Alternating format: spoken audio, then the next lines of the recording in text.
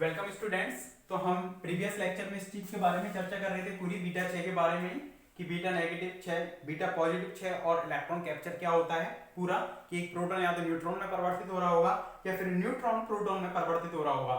जब neutron proton में परिवर्तित होता है तो इलेक्ट्रॉन 6 हो रहा था, और यहाँ पर प्रोटॉन जब न्यूट्रॉन में चेंज होता है तो यहाँ पर इलेक्ट्रॉन का 6 होता है। और एक था इलेक्ट्रॉन कैप्चर, उसमें क्या था कि एक प्रोटॉन है नाभिक के अंदर, वो बाहर से इलेक्ट्रॉन को कैप्चर करेगा और किसमें चेंज हो जाएगा, वो न्यूट्रॉन में। इस तरह से हम चेंज कर रहे थे और इस अभिक्रिया को लिखने के लिए हम दो चीजों का यूज कर रहे थे। क्या? एक तो आवेश संरक्षण का नियम, एक तो आवेश संरक्षण का नियम, और दूसरा था द्रव्यमान संख्या संरक्षण का नियम। किसका? द्रव्यमान संख्या संरक्षण का नियम या द्रव्यमान संरक्षण का नियम बोल सकते हैं। तो इन दोनों नियमों की हम यहाँ पर पालना कर रहे थे, लेकिन जब प्रायोगिक रूप से देखा गया, प्रैक्टिकली देखा गया, तो यहाँ पर रेखीय संवेग, कोणीय संवेग,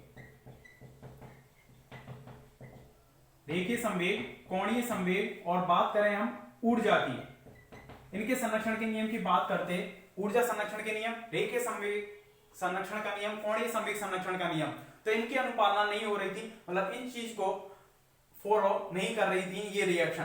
तो इस आधार पर रिसर्च की गई कि यहाँ पर जब इससे ये तत्व बन रहा है तो साथ में कहीं ना कहीं और दूसरा भी कण बन रहा है, एक और कण इलेक्ट्रॉन के साथ या पॉजिट्रॉन के साथ क्षय हो रहा है, यहाँ पर इमिट हो रहा है, तभी ऊर्जा और रेखीय संवेग, कोणीय संवेग संरक्षण के नियम की पालना नहीं हो पा रही है। तो वो उस अन्य तत्व को खोजा गया और उस अन्य तत्व को नाम दिया गया यहाँ पर न्यूट्रिनो। क्या? न्यूट्रिनो, जिसको आप रिप्रेजेंट करते हो इससे न्यूट्रिनो, और एक होता है एंटी न्यूट्रिनो। न्यूट्रिनो और एंटी न्यूट्रिनो, इसको करते हैं न्यू बार से। इन दो कणों की खोज की गई, एक तो न्यूट्रिनो और एक उसी का एंटी पार्टिकल एंटी न्यूट्रिनो। ब्रह्मांड में जितने भी कण एग्जिस्ट करते हैं उन सभी के एंटी पार्टिकल भी वहां एग्जिस्ट करते हैं। ठीक है, इस चीज को हम पढ़ेंगे पूरा का पूरा पार्टिकल फिजिक्स में, यानी कि एक तरह से आपकी जो यूनिट 4 है इसमें ना, न्यूक्लियर फिजिक्स की यूनिट जो 4 है उसके अंतर्गत हम पढ़ेंगे। अभी तो आपकी सेकंड यूनिट ही चल रही है, तो उसमें पूरी पार्टिकल फिजिक्स हम यही पढ़ेंगे कि कितने कण हैं एग्जिस्ट कर रहे हैं इस ब्रह्मांड में, और उसके आधार पर हम उनका एंटी पार्टिकल भी वहां पढ़ेंगे। तो यहाँ पर रेखीय संवेग, ऊर्जा और कोणीय संवेग संरक्षण की पालना नहीं हो पा रही थी, तो इसलिए पाउली ने बोला कि यहाँ पर कोई ना कोई अन्य कण भी क्या हो रहा होगा, एमिट हो रहा होगा, जिस पर आवेश, क्योंकि इन दोनों के संरक्षण के नियम की तो पालना हो रही है, तो ये कब सेटिस्फाई होगा, जब जो अन्य कण आ रहा है उस पर आवेश का मान तो कितना हो, 0 हो, उसका द्रव्यमान संख्या भी कितनी हो, या द्रव्यमान कितना हो, 0 हो, लेकिन इनकी पालना नहीं हो पा रही है। तो इसलिए बोला कि उसका जो प्रचक्रण कोणीय संवेग है वो h×2 हो, आवेश 0 हो, आवेश 0 हो, द्रव्यमान संख्या 0 हो, क्योंकि इनकी तो पालना हो रही है। तो ये तो कब होगा सेटिस्फाई, जब 0 होगा। लेकिन जब कोणीय संवेग देखा गया उसकी पालना नहीं हो रही, तो कितने कोणीय संवेग इक्वल नहीं आ रहा था, h/2 के बराबर नहीं आ पा रहा था इधर, मतलब एक्स्ट्रा क्वांटिटी यहाँ पर चाहिए थी। तो उस आधार पर बोला कि एक ऐसा कण होगा जिसका आवेश भी 0 हो, द्रव्यमान संख्या 0 हो और प्रचक्रण कोणीय संवेग का मान कितना हो, h/2 हो। तो ऐसा कण होगा वो जिसके आधार पर न्यूट्रिनो और एंटी न्यूट्रिनो की परिकल्पना दी गई। तो जब एक न्यूट्रॉन जब इलेक्ट्रॉन में चेंज हो रहा है, सॉरी प्रोटॉन में चेंज हो रहा है और इलेक्ट्रॉन का क्षय कर रहा है, तो यहाँ पर जो कण उत्सर्जित होगा वो एंटी न्यूट्रिनो था, माइनस के साथ बार वाला। और यहाँ पर जब देखा गया, जब प्रोटॉन न्यूट्रॉन में चेंज होता है तो पॉजिट्रॉन के साथ यहाँ पर निकलता है न्यूट्रिनो, और यहाँ पर कौन सा निकलेगा, -1 E0 है, यहाँ पर निकलेगा न्यूट्रिनो। कौन सा? न्यूट्रिनो, क्योंकि ये रिएक्शन लगभग किस जैसी है, प्रोटॉन जब न्यूट्रॉन में परिवर्तित हो रहा है, तो प्रोटॉन यहाँ पर किसमें परिवर्तित हुआ, न्यूट्रॉन में, तो इसके साथ भी क्या निकलेगा, न्यूट्रिनो। ठीक है, इस तरह से इस अभिक्रिया को दर्शाया गया। तो यहाँ पर भी दर्शा सकते हैं न्यूट्रिनो, यहाँ पर कितना हो जाएगा, एंटी न्यूट्रिनो। ठीक है, और यहाँ पर साथ ही साथ क्या निकलती है, यहाँ पर एनर्जी भी निकलती है, Q, इस तरह से लिख सकते हैं, यहाँ पर भी लिख सकते हैं एनर्जी को +Q इस तरह से, और ऊर्जा भी निकलती है Q के फॉर्म में इस तरह से। बस इसका ध्यान रखना, न्यूट्रिनो किसके साथ है और एंटी न्यूट्रिनो किसके साथ है। इलेक्ट्रॉन के साथ तो एंटी न्यूट्रिनो निकला, और पॉजिट्रॉन के साथ क्या निकला, न्यूट्रिनो। और प्रोटॉन न्यूट्रॉन में तो ये अभिक्रिया किसकी जैसे है, पॉजिट्रॉन की तरह, इसलिए यहाँ पर भी न्यूट्रिनो उत्सर्जित होगा, प्लस में Q, यहाँ पर भी लिख सकते हैं न्यूट्रिनो, और प्लस एनर्जी निकलेगी यहाँ पर, एमिट होगी +Q। ठीक है, ऊर्जा संरक्षण के नियम की भी पालना नहीं हो रही थी, इसलिए यहाँ पर एनर्जी भी हमने ऐड कर दी कितनी, प्लस Q। तो वास्तव में जो बीटा नेगेटिव और बीटा पॉजिटिव क्षय की रिएक्शन है वो इस टाइप से है, ठीक है। तो आपने वहां तक लिख लिया था, उससे आगे एक लाइन लिखें, पहले लिख लिया था, उसके बाद लिखें नेक्स्ट लाइन से, बीटा क्षय अभिक्रिया में, बीटा क्षय अभिक्रिया में ऊर्जा रेखीय संवेग व कोणीय संवेग संरक्षण के नियम का पालन नहीं होता है। बीटा क्षय अभिक्रिया में ऊर्जा रेखीय संवेग व कोणीय संवेग संरक्षण के नियम का पालन नहीं होता है। इसलिए पाउली ने बीटा क्षय उत्सर्जन में बताया कि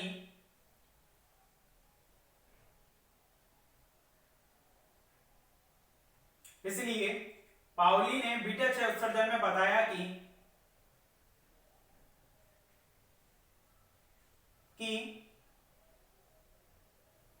बीटा कण के साथ साथ एक ऐसा कण भी उत्सर्जित होता है, बीटा कण के साथ साथ एक ऐसा कण भी उत्सर्जित होता है जिसका आवेश व द्रव्यमान दोनों शून्य होते हैं, जिसका आवेश व द्रव्यमान दोनों शून्य होते हैं एवं प्रचक्रण कोणीय संवेग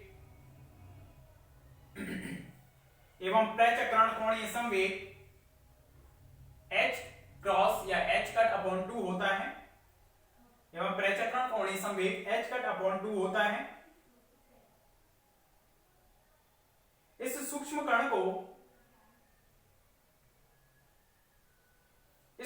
कण को न्यूट्रिनो अथवा एंटी न्यूट्रिनो कहते हैं। इस कण को न्यूट्रिनो अथवा एंटी न्यूट्रिनो कहते हैं।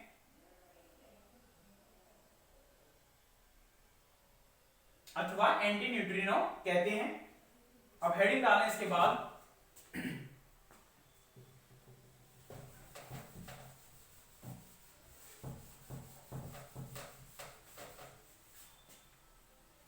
पाउली की न्यूट्रिनो परिकल्पना, पाउली की न्यूट्रिनो परिकल्पना, ये हेडिंग डालकर इसमें लिखें अब आगे।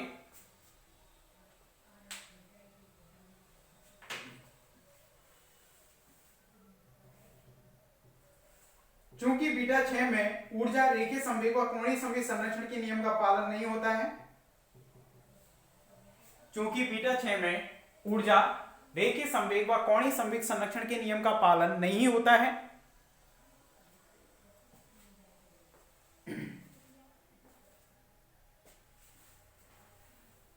इसलिए पाउली ने बीटा कण उत्सर्जन में आई इस विसंगति को, इसलिए पाउली ने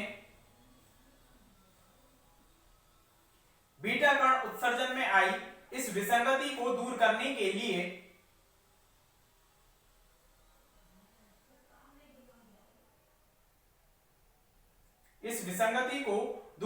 के लिए एक परिकल्पना दी,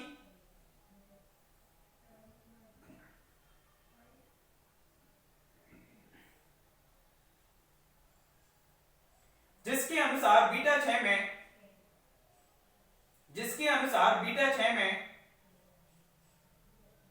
बीटा कण के साथ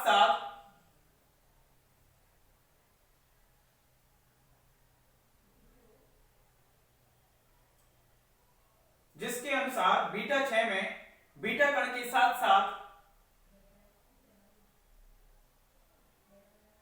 शून्य द्रव्यमान व शून्य आवेश तथा h कट अपॉन 2 प्रचक्रण कोणीय संवेग वाला, बीटा कण के साथ साथ शून्य द्रव्यमान, शून्य आवेश तथा h कट अपॉन 2 प्रचक्रण कोणीय संवेग वाला एक अन्य सूक्ष्म कण भी उत्सर्जित होता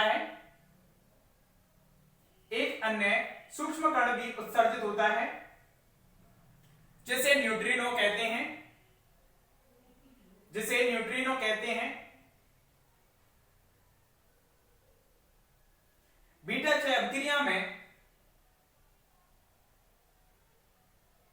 बीटा 6 अभिक्रिया में दो प्रकार के न्यूट्रिनो उत्सर्जित होते हैं। बीटा क्षय अभिक्रिया में दो प्रकार के न्यूट्रिनो उत्सर्जित होते हैं।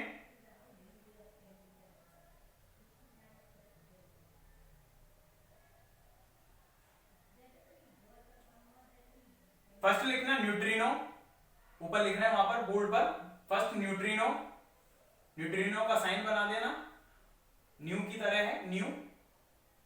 और दूसरा है एंटी न्यूट्रिनो, न्यू बार। अतः पाउली ने न्यूट्रिनो परिकल्पना के अनुसार, अतः पाउली ने न्यूट्रिनो परिकल्पना के अनुसार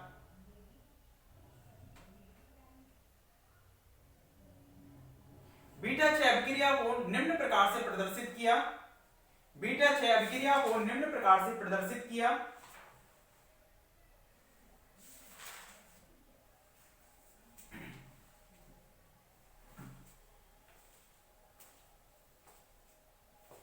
बीटा क्षय अभिक्रिया को निम्न प्रकार से प्रदर्शित किया। और फर्स्ट हेडिंग डालना बीटा नेगेटिव क्षय,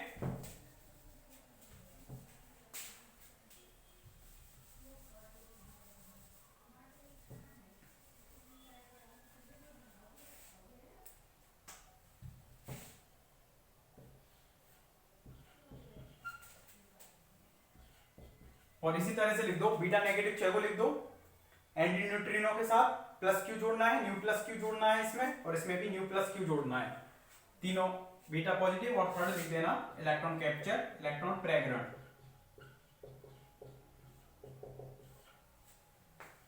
तीनों को लिख दो।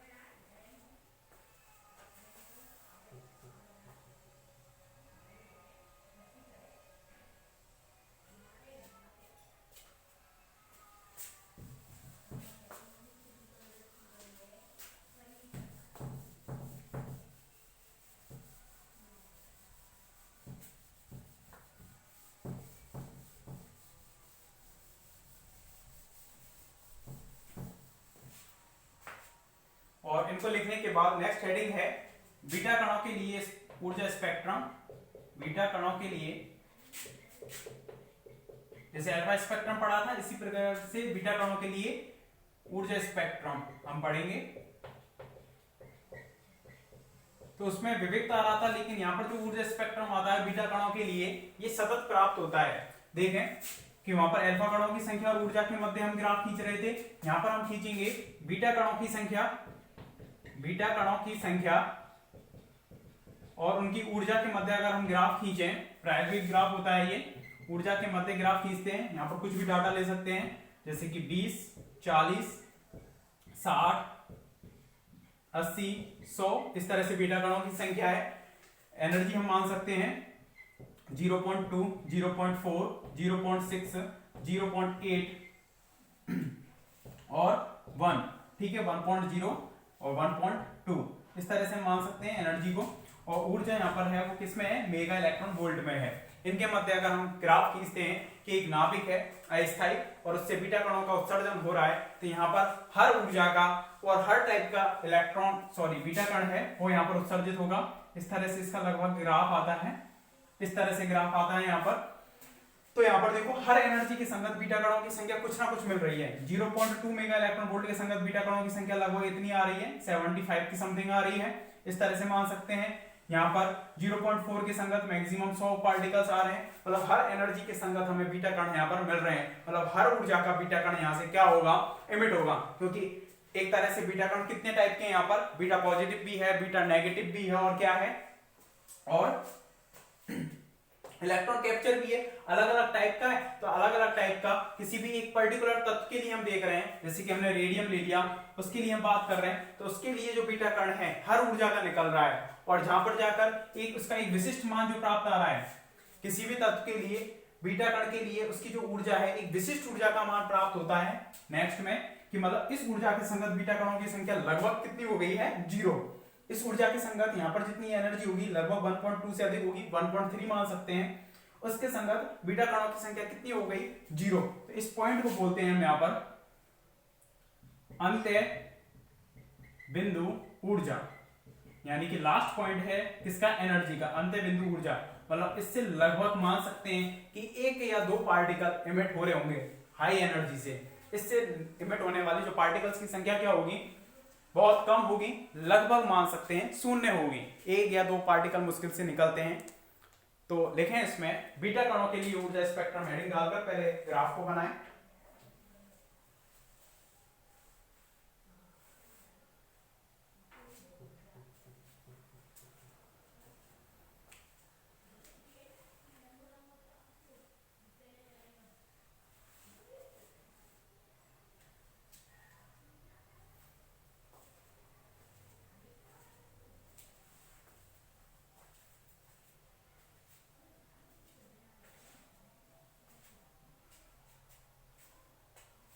ग्राफ को बनाएं पहले।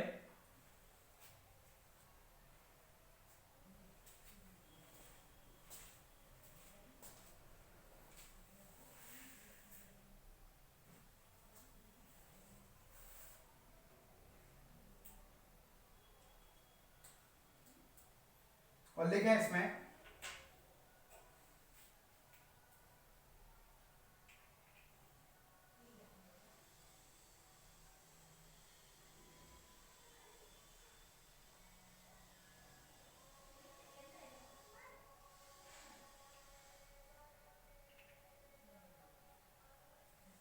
लिखें बीटा कणों की संख्या एवं ऊर्जा के मध्य, बीटा कणों की संख्या एवं उनकी ऊर्जा के मध्य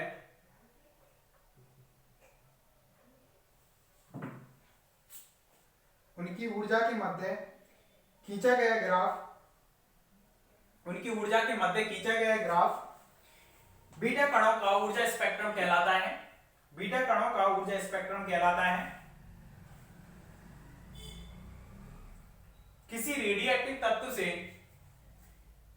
किसी रेडियोएक्टिव तत्व से उत्सर्जित बीटा कणों की ऊर्जा स्पेक्ट्रम में, किसी रेडियोएक्टिव तत्व से उत्सर्जित बीटा कणों के ऊर्जा स्पेक्ट्रम में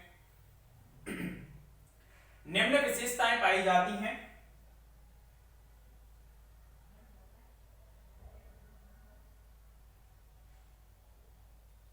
निम्न विशेषताएं पाई जाती हैं। फर्स्ट लिखना, बीटा कणों का ऊर्जा स्पेक्ट्रम सतत प्राप्त होता है।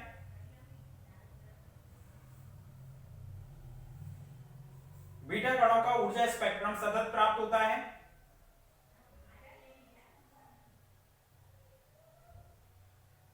तथा एक अधिकतम मान तक के, बीटा कणों का ऊर्जा स्पेक्ट्रम सतत प्राप्त होता है तथा एक अधिकतम मान तक के सभी संभव ऊर्जा के, अधिकतम मान तक के सभी संभव ऊर्जा के बीटा कण पाए जाते हैं।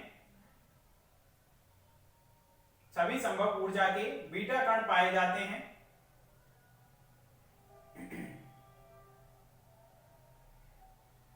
सेकंड पॉइंट लिखना, प्रत्येक रेडियोएक्टिव तत्व से उत्सर्जित, प्रत्येक रेडियोएक्टिव तत्व से उत्सर्जित बीटा कणों के स्पेक्ट्रम में ऊर्जा का एक लाक्षणिक, प्रत्येक रेडियोएक्टिव तत्व से उत्सर्जित बीटा कणों के उत्सर्जन में, बीटा कणों के स्पेक्ट्रम में ऊर्जा का एक लाक्षणिक, ऊर्जा का एक लाक्षणिक, ब्रैकेट में लिख देना विशिष्ट,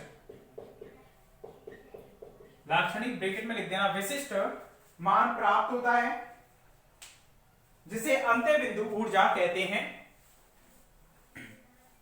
जिसे अंत्य बिंदु ऊर्जा कहते हैं, जिसे अंत्य बिंदु ऊर्जा कहते हैं। तो यहां तक ही कंप्लीट हो गया। बीटा 3 प्रकार का था, बीटा पॉजिटिव, बीटा नेगेटिव और इलेक्ट्रॉन कैप्चर। और यहां पर हर संभव ऊर्जा के क्या प्राप्त हो रहे हैं, हमें ये पार्टिकल प्राप्त हो रहे हैं, विशिष्ट मान प्राप्त होता है जिसे अंत्य बिंदु ऊर्जा कहते हैं। यहां तक कंप्लीट हो गया था ये, ठीक है। और इसके बाद है बीटा कणों के लिए शुद्ध गति की, बीटा कणों के लिए शुद्ध गति की हेडिंग डाल दो। नेक्स्ट डेरिवेशन है इसमें छोटा सा, लेकिन इसमें कंप्लीट नहीं हो पाएगा, उसे देखेंगे हम नेक्स्ट लेक्चर में। Okay, thank you.